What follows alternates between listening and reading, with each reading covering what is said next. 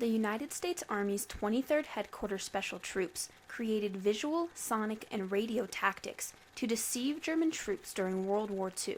The unit's first full-fledged mission, Operation Brest, ended in tragedy, yet provided lessons for later missions and ultimately a final deceptive triumph to secure an Allied victory and help save thousands of American lives. Their successes ushered in a new era of visual and audio deceptive practices that are integral to modern warfare tactics.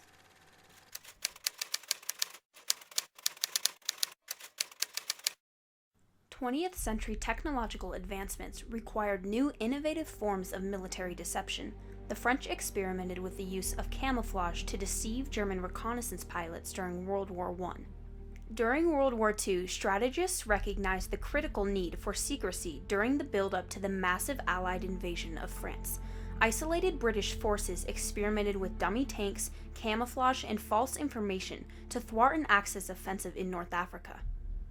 U.S. Army Captain Ralph Ingersoll collaborated with British officers and recognized the potential of a dedicated tactical deception unit able to create extensive battlefield illusions.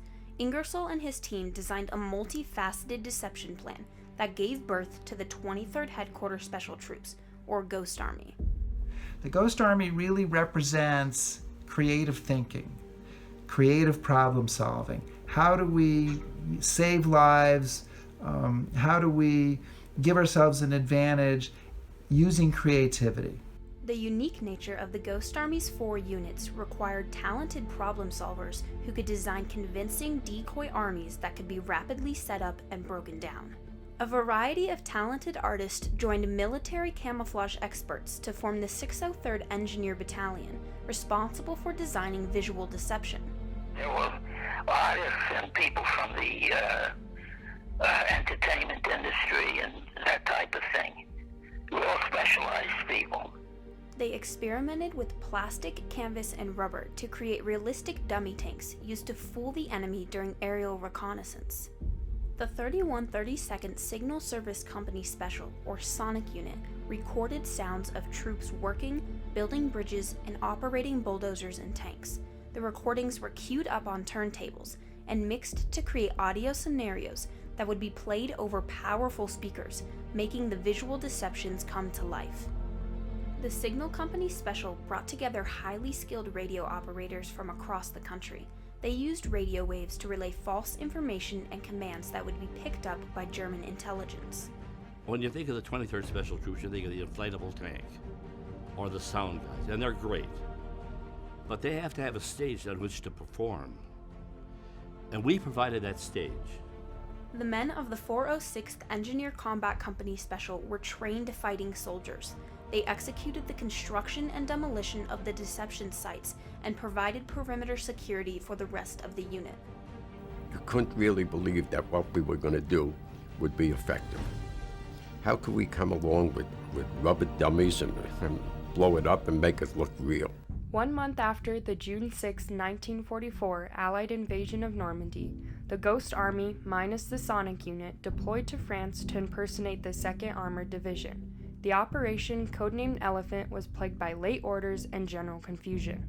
Twice, French civilians witnessed deception tactics and had to be sworn to secrecy. 2 cyclists watched in awe as 4 Americans appeared to pick up a 30-ton Sherman tank, and soon after they encountered a farmer who did not want tanks in his field. He was angry and he ran his fist into one of our guns, a rubber gun. His fist bounced back and he looked and realized what was going on. He put his finger to his forehead and he said, boom, boom, ha, ha. In those 4 syllables, he unearthed our mission. The 23rd realized that future success required greater showmanship and the complete deception of civilians and U.S. and German forces through tactics they called special effects. So we began to put on their patches and put their bumper markings on, and we physically assumed the role. Once in town, they would talk loose with the hope that local Nazi collaborators would pass on the false mission information to German high command. On August 20th, 1944, the 23rd impersonated the 6th Armored Division in their first full-fledged operation at Brest, a critical seaport. They planned to draw German troops to the flanks to clear a path for a central attack. They initiated special effects, filled the airwaves with false transmissions, and set up over 50 dummy tanks and trucks while broadcasting sound effects. The Germans' defense reassembled along the flanks as hoped. However, Company D of the 709th U.S. Tank Battalion was also deceived. Believing they had the 6th Armored Division to back them, they were ordered to move in and initiate an attack in front of the decoys, only to be decimated at the line of departure. We had no way of knowing they were going to kick off an attack. And they had no way of knowing that we weren't going to help them. But it's a great example of how failure to coordinate, failure to work together can lead to unintended consequences. Here you have a unit that's designed to save lives, but because it's misused, it's mishandled, you have loss of life, you have people killed, you have tragedy. This tragedy became their most significant lesson for future missions. The Operation Breast helped highlight the importance of communications and coordination. After a 2-week respite in Paris, they were ordered to make a mad dash across France. They employed full special effects to help hold a 75-mile stretch of General Patton's Third Army until reinforcements could arrive. The 23rd set up less than 2 miles from the German front and relied upon the communication lessons learned during the tragedy at Brest. The nearly defenseless troops held off German attacks through sheer deception and flawless execution of plans. Lieutenant Bob Conrad noted, "There was nothing between us and them but our hopes and prayers." After 8 terrifying days, the 83rd Infantry arrived and the Ghost Army disappeared into the night. The 23rd spent a grim Christmas in Verdun and conducted sporadic operations up and down the Ardennes front to cover the location of each new Allied attack. In March, the Ghost Army embarked on their final triumph.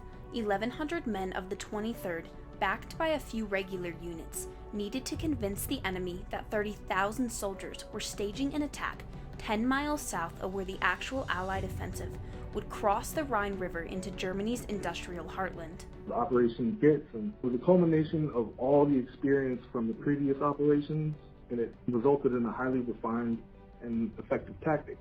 They assembled a massive fake camp and implemented extensive sonic recording and radio transmissions. While German defenses set up directly across from the 23rd, the invasion troops traveled north undetected. The deception worked brilliantly. The invading troops encountered a weak, disorganized German resistance and only incurred 31 casualties. The successful breach of the Rhine ultimately led to an Allied victory in World War II. We received a letter of commendation from the commanding general of the Corps, Simpson, thanking us for our role in contributing to the success of the operation at Vierson. The Ghost Army demonstrated the unquestionable capability of coordinated visual, sonic, and radio deception. By 1950, the U.S. military developed a permanent deception or psychological operations branch. Modern technology necessitates the continued use of deception tactics developed and tested by the 23rd. During the Gulf War, deception shifted to wide-scale operations and has since then become one of the most critical aspects of modern warfare. The success of the 23rd required that the operations and tactics remain top secret. The mission of the Ghost Army was finally declassified in 1996. The world is slowly learning the impact of the only mobile tactical deception unit in the history of war. They say we helped to save between 10,000 and 30,000 lives. In 2019, bipartisan legislation was reintroduced to award the 23rd Headquarters Special Troops the Congressional Gold Medal. For the men of the 23rd, saving lives was their mission. One mother or one new bride was spared the agony of putting a gold star in their front window. That's what the 23rd Headquarters was all about. This extraordinary endeavor all started by taking a chance and drafting an army of ghosts.